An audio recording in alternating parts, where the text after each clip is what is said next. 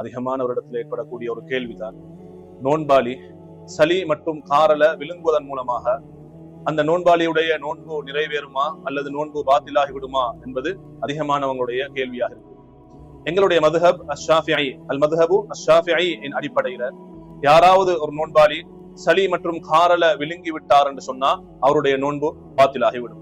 அதாவது சளி அல்லது காரல் எங்களுடைய தொண்டையினுடைய மஹ்ரஜுல் ஹாவுடைய எழுத்தை மொழிவதற்கு எந்த இடத்திலிருந்து நாங்க வெளிப்படுத்துவோமோ அந்த இடம் மஹ்ரஜுல் ஹா என்று சொல்லக்கூடிய தொண்டையினுடைய நடுப்பகுதி. அந்த தொண்டையினுடைய நடுப்பகுதியை தாண்டி வாய்ப்பகுதிக்கு சளி அல்லது காரல் வெளிவந்து விட்டேன்னு சொன்னால், வாய்ப்பகுதிக்கு வெளிவந்து விட்டேன்னு சொன்னால் அந்த சளி அல்லது காரலை விழுங்கினார் என்று சொன்னா அவருடைய நோன்பு பாத்திலாகிவிடும். அப்படி வெளிவந்து விட்டேன்னு சொன்னா அதனை துப்புவதே அவர் மீது கடமையாகும். இல்லை என்று சொன்னால் ஷாஃபி மதுஹப் பிரகாரம் அவருடைய நோன்பு பாத்திலாகிவிடும்.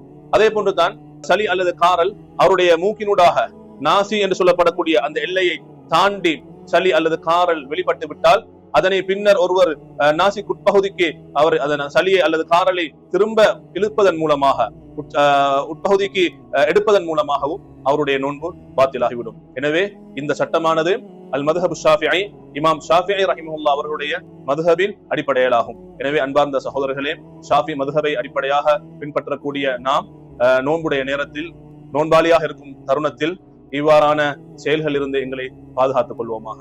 வாஹிரு தஅவானா அல்ஹம்துலில்லாஹி ரப்பில் ஆலமீன்.